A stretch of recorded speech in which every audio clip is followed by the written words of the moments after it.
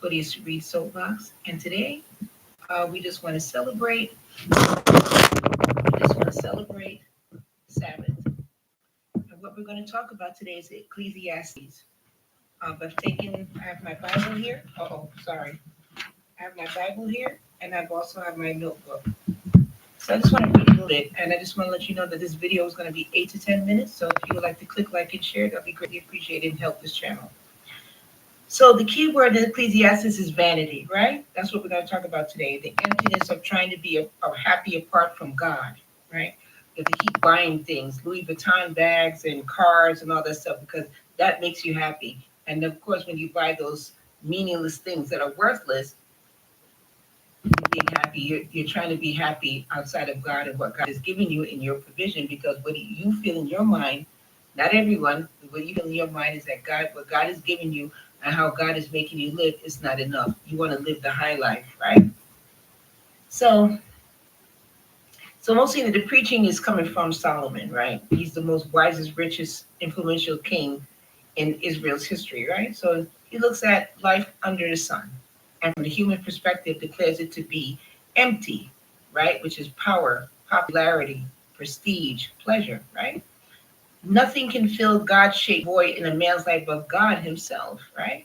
So meaning that all the stuff that you buy, you want to show people, you want to show off that you're the big man or big woman on campus, but it doesn't come close to having God just within yourself instead of buying these nothing things. But once seen from God's perspective, life, okay, takes on a meaning and purpose causing Solomon to explain. Eat, drink, and rejoice and enjoy companionship. Do good, live joyfully, fear God, keep his commandments, right? The skepticism and despair melt away when life is viewed as a daily gift from God, right? So, what I'm going to do now, I took this from Ecclesiastes, the book Ecclesiastes, that little part, because that always tickles me because it's the truth. Now we're going to read from the notes that I've taken, which is the Vanity of Vanities, right? So, it's meaning as life is just, if you believe in vanity, is meaningless. It's fleeting, right? The idea that many of life's pursuits, wisdom, pleasure, wealth, labor, lack of lasting significance, that means it doesn't last forever. Look how many people are getting laid off from their job, right? You think if you're making that big money, it's gonna last forever. They don't. Your time, it runs out everywhere you go. So you have to find God. That's the only way because you're working on your job, you're making 100K, 200K a year. That's not gonna last forever. It's not because you keep using your money to buy more things to make you happy and fill that emptiness. When you look in your closet, you see all your Louis Vuitton, your Coach bags, and all that stuff. That makes you happy. You have to rather go stale. So what we're doing is that we're searching for the meaning, right? So what it is that, as I said, that Solomon is like the richest king alive, the wisest king alive, no less, at the same time, right? So the book also confronts a lot of things, okay, um, and how Solomon examines various aspects of human existence, right? Finding them to be ultimately satisfying, right? So it goes through a lot of things, and what I found is that the worst part that really got to me was the reality of death, right? So the book of Ecclesiastes also confronts the inevitable. Sorry for covering my face. Excuse me. The book of confronts the death, which levels all people, right? Regardless of their status or achievement, this awareness contributes to the sense of the life's fleeting nature, meaning that no matter how much stuff you accumulate, how much you get, right? You can't take it with you. So right now, what's more important is enjoying the present, right? So despite its seemingly tone, right? Ecclesiastes also advocates for finding joy in the present moment, right? It encourages us to appreciate simple pleasures like food, like I said, food, drink, companionship, recognizing them that they are definitely gifts from God, right? So also covers the fear of God, that we have to fear him, right? It's a call to fear of God actually, because what God wants you to do, this is to follow his commandments.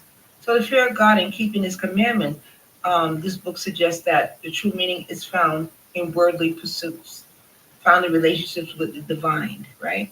that worldly pursuits mean nothing. You have to pursue God, pursue Him, and He will give you what you need, right? Not what you want, but that means something of value, right?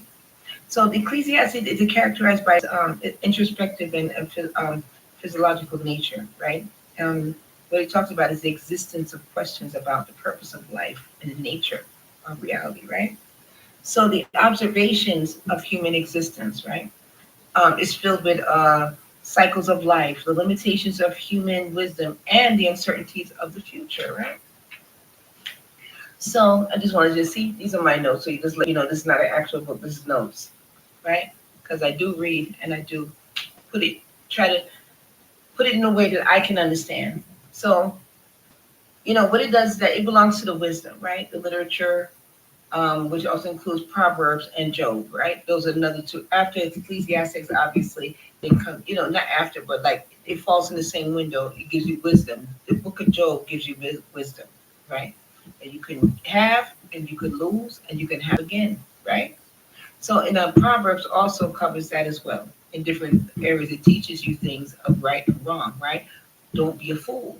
And then also, of course, we have the book of Ecclesiastes, which of course is a reference of King Solomon, who was also known as a Kohelet and also the preacher, right? So the Ecclesiastes is like it has the complexities of human life and acknowledges the fleeting nature of worldly pursuits, meaning that you could pursue something forever. It's not going to mean anything after a while, right? So you're wasting your time, while ultimately pointing to the importance of revering God and finding contentment in the present. So what it basically is saying is that whatever you have now, enjoy what you have now. Enjoy what you have. Don't go pursuing things. I'm not saying that you can't have nothing, but don't go pursuing things. Don't make us. It's not gonna last. You see what happened. You see all these big tech jobs. Because I've had it. Pick big tech job, mortgage jobs. Or we're gonna be rich. We're gonna have everything we want. What's happening to the economy now? You get laid off. You lose your home. You lose your car. Then what you do then? Then all the things that you accumulate, all the junk that you accumulated, you're gonna have to sell them for cheap because nobody's gonna pay full price for the items that you bought. It's worthless. You have to give them away. So just want to let you know that read up on Ecclesiastes is very interesting, right? It just tells you that the things that you're pursuing, the things you're running for, don't mean nothing. It means nothing. Okay, so thank you for joining me on this YouTube show, and thank you for listening to me on TikTok. On the YouTube shows, click like and share. I really appreciate it. This is Claudia Reid Soapbox, and also on TikTok, click like and share as well. Thank you so much. I really do appreciate it. You have a wonderful weekend, and thank you so much. Have a great day. Shalom.